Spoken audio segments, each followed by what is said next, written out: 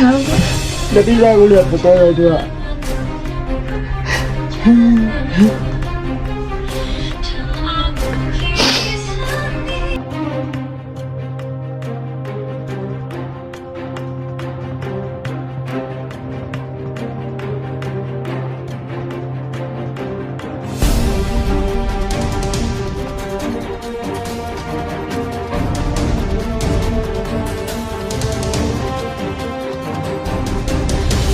Halo guys, kembali lagi di channel HA Pet Lovers.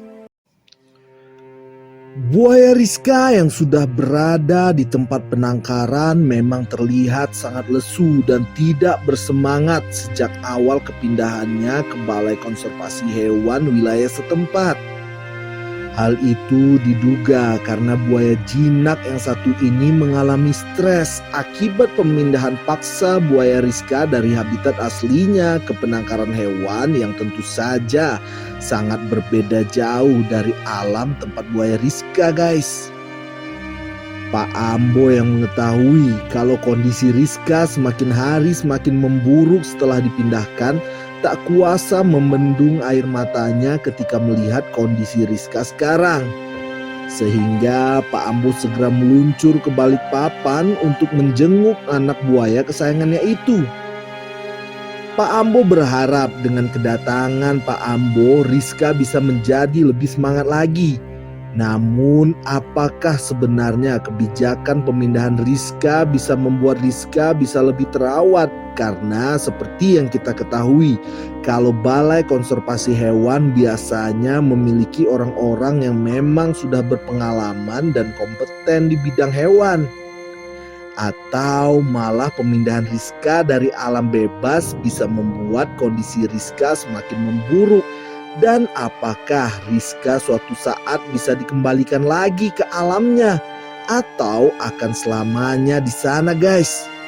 Nah, pada video kali ini kita akan membahas keadaan Rizka setelah dievakuasi dari alamnya.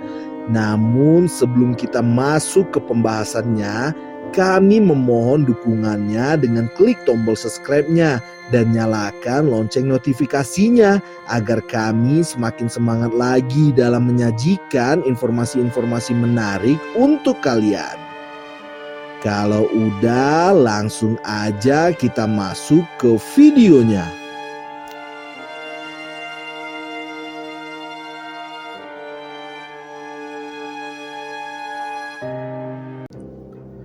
Rizka yang biasa hidup di alam lepas sekarang harus beradaptasi di tempat barunya yang hanya berupa kolam yang berukuran sedang dengan sedikit air yang menutupi tubuhnya. Hal itu tentu saja membuat buaya Rizka merasakan hal yang sangat berbeda, di mana biasanya Rizka sangat senang sekali untuk berendam di lumpur ketika di alam tempat habitatnya itu. Oleh karena itu, semakin hari sejak kepindahannya ke sana, kondisi buaya Rizka semakin memburuk. Ditambah lagi, buaya Rizka juga sudah beberapa hari menolak untuk diberikan makan. Pak Ambo yang mendapat kabar dengan kondisi Rizka sekarang benar-benar merasa sedih yang mendalam. Jadi aku lihat fotonya itu Pak.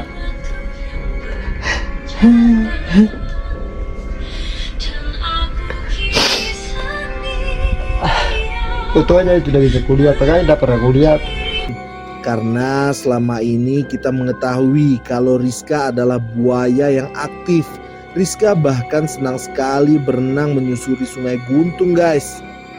Namun sekarang Rizka bak terpenjara di suatu kolam kecil yang memiliki gerak ruang yang terbatas untuk ukuran buaya Rizka. Ditambah lagi Rizka harus mulai terbiasa dengan porsi makan yang baru. Biasanya Pak Ambo selalu memberikan makan kepada Rizka 3 kali dalam 1 minggu. Namun di tempat Rizka yang baru, buaya Rizka hanya mendapatkan jatah makan 1 minggu sekali. Yang artinya Rizka harus mulai menyesuaikan keadaan itu untuk metabolisme tubuhnya, guys. Namun di luar itu semua, yang paling memprihatinkan adalah postur kaki Rizka yang terlihat membuka lebar. Itu karena ketika proses pemindahan Rizka dari Bontang ke Balikpapan, kaki-kaki dari buaya pintar yang satu ini diikat dengan menggunakan tali, sehingga kaki-kaki Rizka menjadi kaku seperti itu guys. Padahal menurut keterangan saksi-saksi yang ada di lokasi saat proses evakuasi berlangsung, buaya Rizka sama sekali tidak memberikan perlawanan terhadap manusia. Hal itu saja membuat kita sangat yakin kalau Rizka bukanlah buaya yang membenci manusia.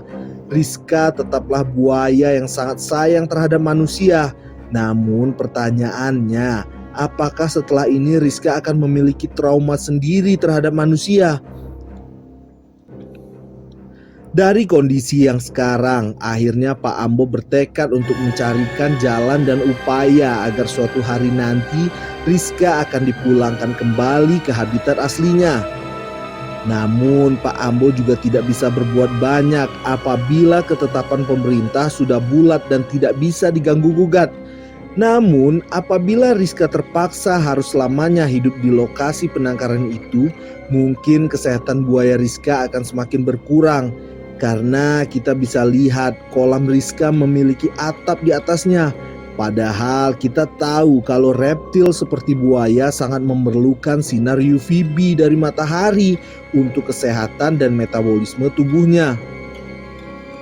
Pak Ambo yang baru bertemu kembali dengan Rizka pun juga tak ragu untuk masuk ke dalam kolam untuk mencium buaya Rizka seperti yang biasa ia lakukan di Guntung. Rizka yang sudah mendapat perlakuan buruk dari manusia masih sama sekali tidak agresif ketika Pak Ambo mulai mencium Rizka guys. Jadi kali ini Mimin ingin membuka mata kita semua bahwa Rizka sama sekali bukan buaya yang jahat. Rizka tidak harus dipindahkan. Kita bisa lihat saja guys, Rizka hanyalah buaya jinak yang sangat ramah dengan manusia. Mimin meminta support kalian semua agar kita sama-sama bantu Pak Ambo untuk menyuarakan kembalikan buaya Rizka. Bikin komentar kalian di bawah ya guys. Ketik hashtag kembalikan Rizka ke alam. Ingat ya guys, gunakan tanda pagar di awal kalimat. Dan komen sebanyak-banyaknya agar kita bisa menyelamatkan buaya Rizka guys.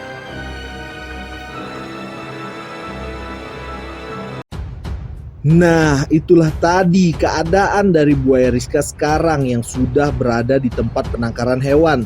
Sebaik-baiknya kandang yang dibuat manusia untuk hewan, hewan-hewan ini lebih suka untuk tinggal di alam bebas yang sudah didesain Tuhan untuk mereka. Jadi ayo kita doakan agar buaya Rizka bisa segera dikembalikan ke alam ya guys. Dan buat Pak Ambo tetap semangat Pak dalam upaya untuk mengembalikan Rizka. Terima kasih kami ucapkan kepada teman-teman yang sudah menonton video ini sampai selesai. Dan bagi teman-teman yang belum subscribe, ayo dong bantu dukung channel ini dengan cara klik tombol subscribe-nya dan juga nyalakan lonceng notifikasinya agar kalian selalu update informasi-informasi terbaru dari kami. Kalau udah, sampai jumpa lagi di video selanjutnya. Ciao.